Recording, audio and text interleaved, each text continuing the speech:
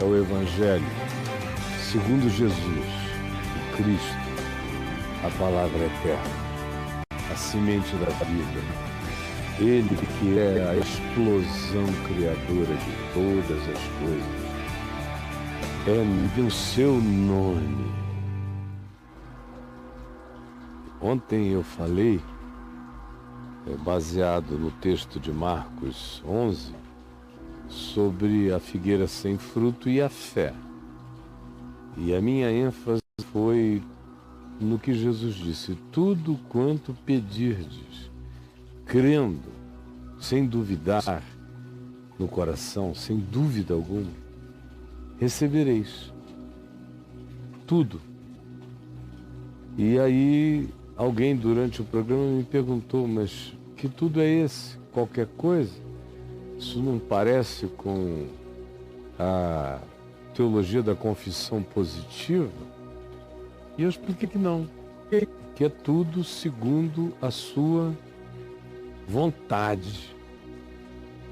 E é por isso que nesse mesmo instante aqui que eu estou falando, eu decidi deixar o texto que eu iria falar de Mateus, no capítulo 21, continuar a falar sobre a figueira, e vi, foi uma decisão daqui. Eu tinha até marcado esse texto, mas tinha deixado para lá. E agora aqui, enquanto eu iniciei essa fala, me veio essa certeza de que eu deveria continuar o que eu disse ontem, quando alguém disse: escuta, esse negócio de tudo quanto pedirdes em oração, crendo que recebestes.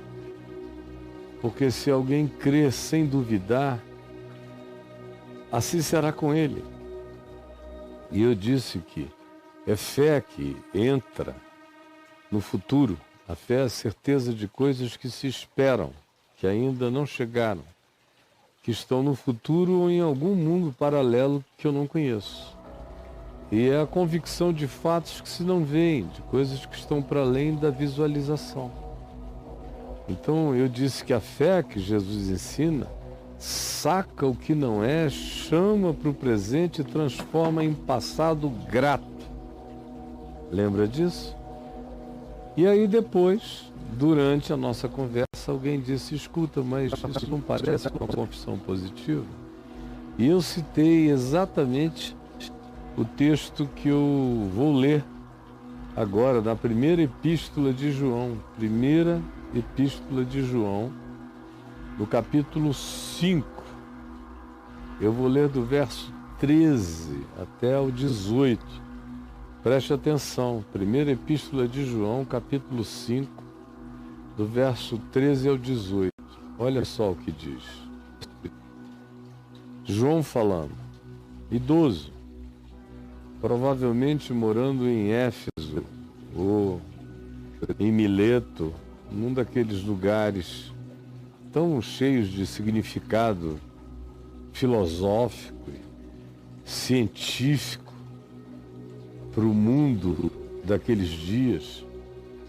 E ele fala dizendo: estas coisas vos escrevi, que é tudo que ele tinha dito nessa primeira epístola sobre que sem amor, verdade e justiça não há luz, e que se alguém não anda na luz está em trevas, se alguém não pratica a justiça está em trevas, se alguém não confessa a verdade está em trevas, se alguém não ama está em trevas, não conhece Deus, não vem de Deus, porque Deus é amor. Estas coisas eu vos escrevi, esse espírito, essa essência que eu disse há pouco, eu fiz a fim de vocês saberem que vocês que creem assim, que são assim, têm a vida eterna. Quem vive assim, crê assim, busca assim, se entrega assim, tem a vida eterna, não terá. Quem pratica essas coisas já está habitado pela vida eterna. Tem a vida eterna. Sim, eu escrevi isso a vocês, que creem no Evangelho, ou seja, creem em o nome do Filho de Deus.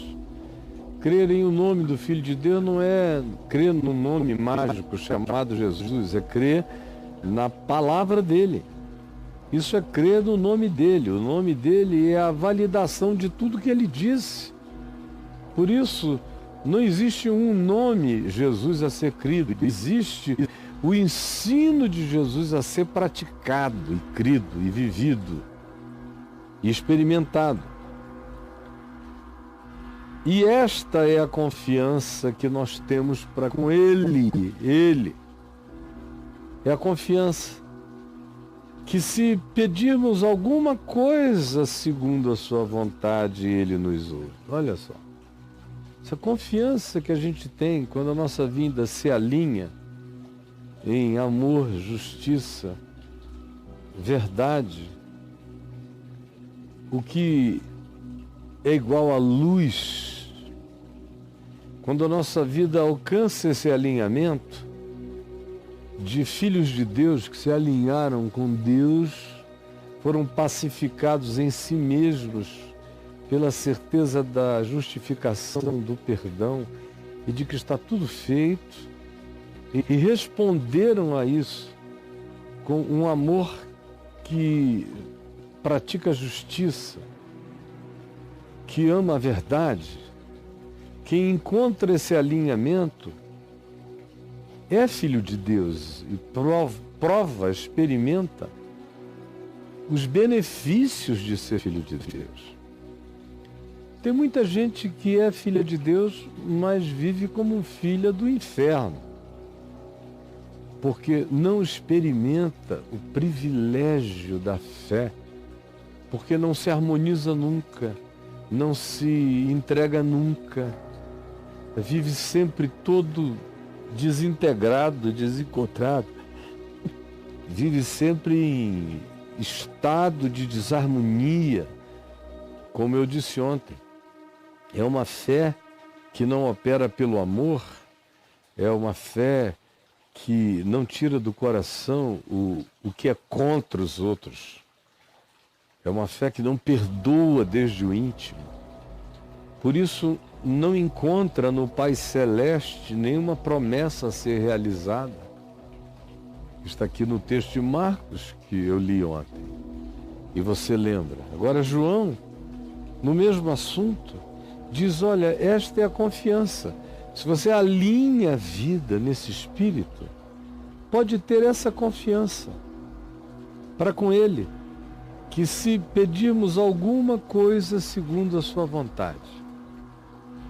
Existem coisas da vontade de Deus que só acontecerão se eu pedir e praticar. Ou seja, há coisas da vontade de Deus que só acontecerão se eu sou um praticante da vontade revelada de Deus. O que é equivalente a ter esse alinhamento de amor, justiça e fé que gera luz na vida e harmonia com o Pai. Se você tem isso, você tem a vontade de Deus plantada em você, porque a vontade de Deus é amor. A vontade de Deus é justiça nas nossas relações. A vontade de Deus é verdade no íntimo de nós e nos nossos vínculos. A vontade de Deus é luz, é lâmpada para os nossos pés, é luz para o nosso caminho. Então é tão simples entender o que está sendo dito, não se precisa de nenhuma revelação oracular. É óbvio o que está sendo dito.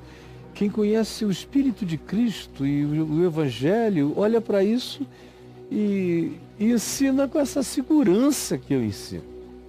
Eu sei o que eu estou dizendo e sei que esta é a verdade. Sei que ela não demanda uma interpretação posterior. É isto. E não tem alternativa de ser outra coisa. E é tão assim que se diz, esta é a confiança que a gente tem para com Ele. que se a gente andar nessa vontade dele, que é amor, justiça, verdade, que explode em luz, em obediência ao Evangelho, nessa fé que opera pelo amor, se pedimos alguma coisa nesse alinhamento, segundo a sua vontade, é neste alinhamento, dentro desse reino de consciência harmonizada, onde o perdão é o sinal, é a chave de perfeição que abre a porta dessa harmonização, mediante a qual nós temos confiança plena de que o que nós pedimos nos será concedido, porque pediremos segundo a sua vontade, e a vontade dele já está determinada. Tudo que eu peço com amor, e o amor não é um desejo caprichoso de possuir o outro.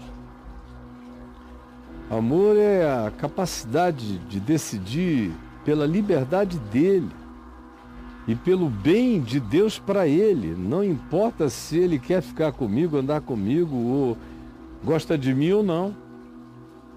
O amor não tem a ver com o outro, o amor tem a ver comigo, com quem eu sou. A justiça não tem a ver com o outro, tem a ver com quem eu sou, com o que eu pratico. A verdade não tem a ver com o outro, tem a ver com o meu caráter, com a minha consciência. Isso é que explode como um Big Bang de luz que ativa a gente na presença de Deus, nos coloca nesse vínculo harmonizado, que se pedimos qualquer coisa segundo essa consciência, essa vontade, segundo o nosso acordo com os céus, com o Evangelho, com a vontade de Deus, nos será concedido. Ele nos ouve. Ele nos ouve. Ele nos ouve. E sabemos que Ele nos ouve quanto ao que lhe pedimos. Sim. E se sabemos, se é verdade, e nós sabemos disso, e cremos nisso, e assumimos isto, que Ele nos ouve. Quanto ao que lhe pedimos, então estamos certos. Se sabemos que é assim, como eu estou ensinando, como João está ensinando, nós temos essa convicção, sabemos.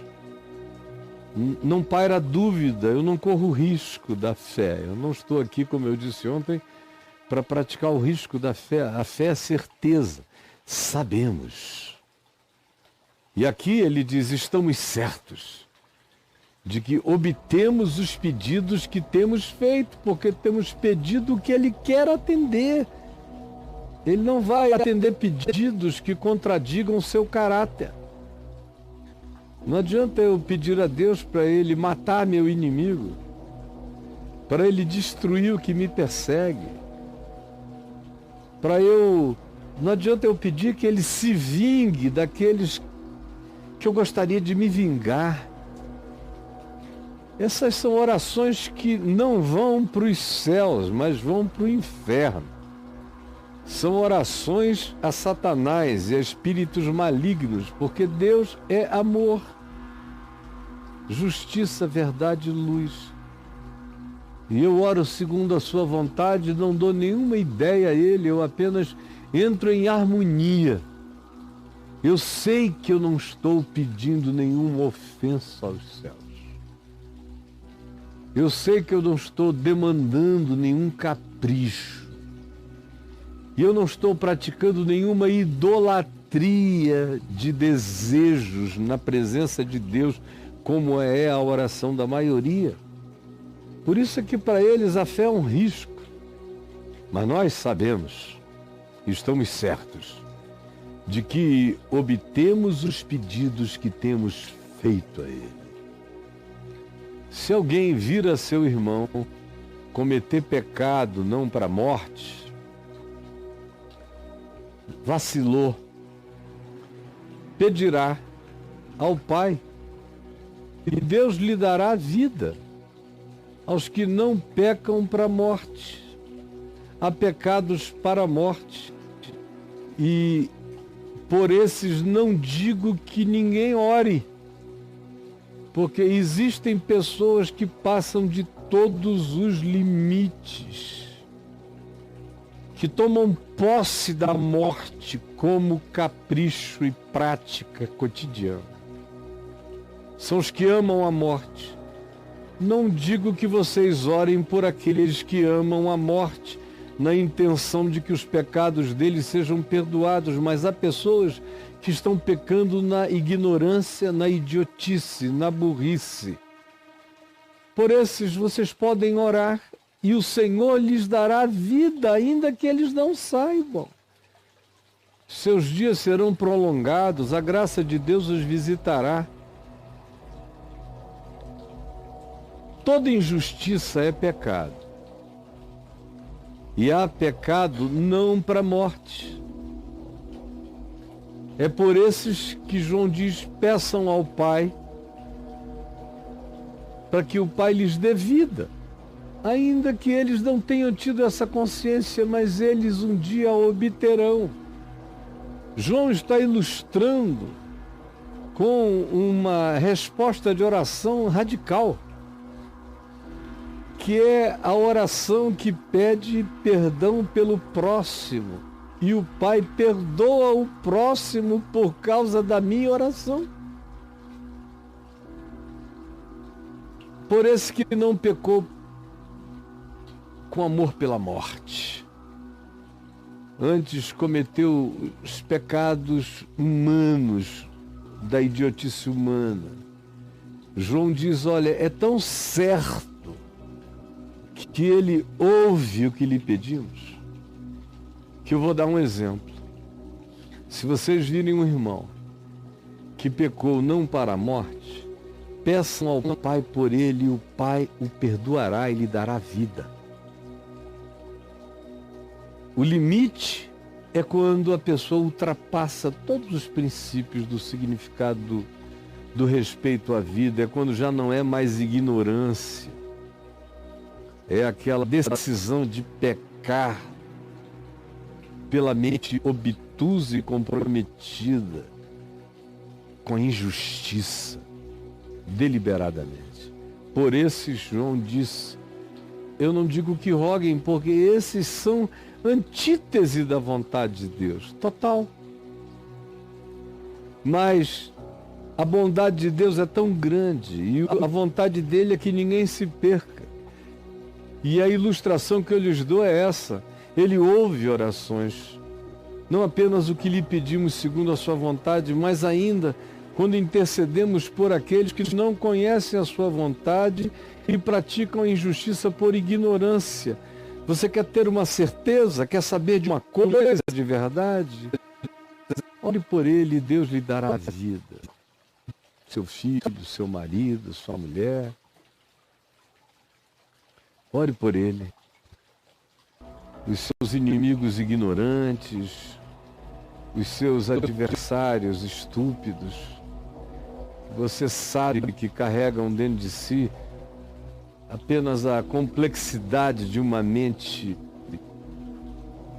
que não deseja o mal, embora insista em não abraçar a vida.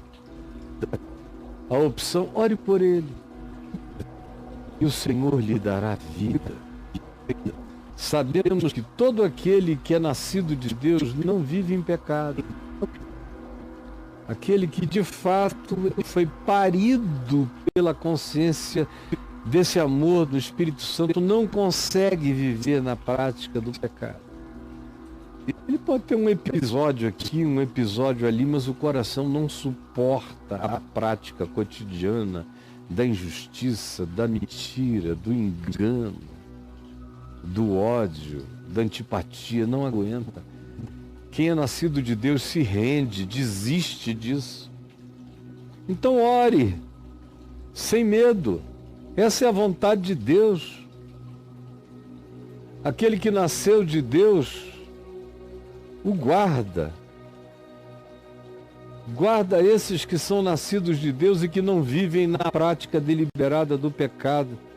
Aquele que nasceu de Deus, que é Cristo Jesus, o unigênito do Pai, o guarda e o maligno não lhe toca, sabemos que somos de Deus, enquanto o mundo inteiro jaz no ódio, na guerra, na vingança, na maldade, na predatoriedade, na busca de se privilegiar sobre e contra os outros, existindo, declarando que os fins justificam os meios, desde que os fins sejam os meus interesses. Esses não nasceram de Deus, estão no mundo e o mundo jaz no maligno. Esses estão sepultados já nesse mundo morto. Também nós sabemos que o Filho de Deus é vindo, já veio. E nós temos, e nos tem dado entendimento. Ele nos tem dado entendimento. Ele me tem dado entendimento. Para que eu e você reconheçamos o verdadeiro em relação ao que é falso. Quando a gente tem essa consciência, entrou nessa harmonia e conhece essa vontade de Deus, não como mandamentinhos, mas como espírito e vida, princípio e vida. Então, nós aprendemos a reconhecer a diferença entre o precioso e o vil, entre o verdadeiro e o falso. Já não somos enganáveis. E nós sabemos que estamos no verdadeiro. Estamos no verdadeiro. Em seu Filho Jesus Cristo, no Deus verdadeiro e no verdadeiro que é Cristo Jesus. Este é o verdadeiro Deus, esta é a vida eterna. A vida eterna decorre do nosso ser se alinhar, aceitar a reconciliação e viver reconciliado em amor, justiça e verdade, explodindo em luz. Conhecendo a vontade, sabendo, estando certo, tendo comunhão que ora, que pede, que crê, que recebe, e sendo um intercessor na perspectiva dessa oração que está tão convicta sobre o amor de Deus em relação aos homens, que a gente pede por aqueles que ainda não entenderam e o Senhor lhes dá vida. Somente aquele que deliberadamente se opõe ao amor, à justiça, à verdade, é que aquele que peca para a morte, esse está para além da minha oração. Esse habita um mistério que está para além de mim. Eu, no entanto, tenho essa convicção e estou bem certo de que o que eu peço já está respondido, porque eu não estou adulando Deus por caprichos de nenhuma natureza. Essa é a verdade para ser crida. E aí João termina dizendo: filhinhos, guardai-vos dos ídolos. Está falando com os crentes. E não está falando só dos ídolos do panteão greco-romano, lá de Éfeso, ou de Mileto, de Diana dos Efésios, não.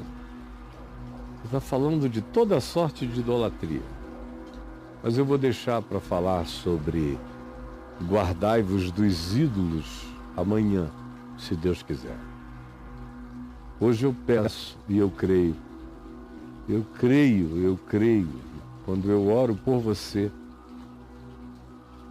onde quer que você esteja na terra, eu creio que, independente dos fusos horários, em qualquer lugar do planeta, neste instante, eu creio